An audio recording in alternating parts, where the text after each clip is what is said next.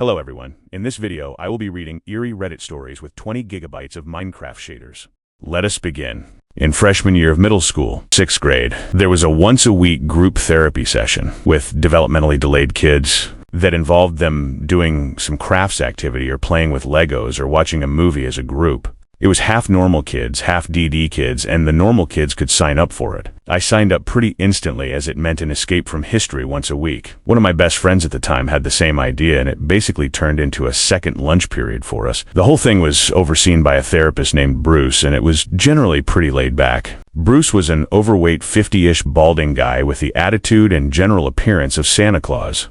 He ran most of the school's extracurriculars and was pretty much universally liked. The other important player in this story was a kid who I'll call Guy. You know that stereotype of psychopaths being obsessed with animal torture as a kid? He'd regularly tell these long, excited stories during group about how much fun he had last week tearing the leg off a squirrel he caught in his live trap, or other similar things. Most of us just sort of ignored him, as it was just sort of assumed that he was all talk and just making up gross stuff to get attention. So on one week, we were playing with Play-Doh. Since it was a DED group, the huge tub of Play-Doh had long since assumed a uniform shade of turd brown. The general drive was to get people to build things and tell stories about them. Most people just built dinosaurs or threw clay at each other.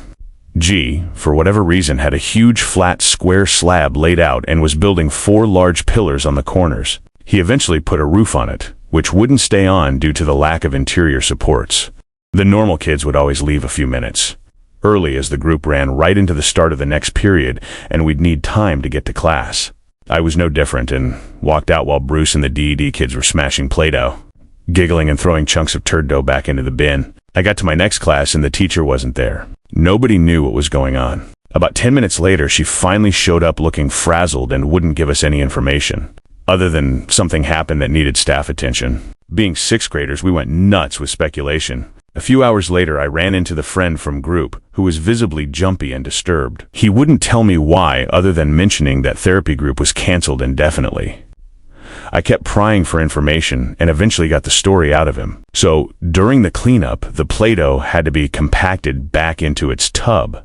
This involved lots of smashing Play-Doh sculptures, a bit that the DED kids greatly enjoyed to the point where they'd try to smash other people's stuff.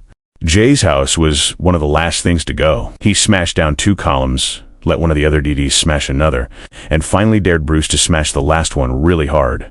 The last one had the pocket knife in it. I never saw either Bruce or G ever again. Thank you for watching.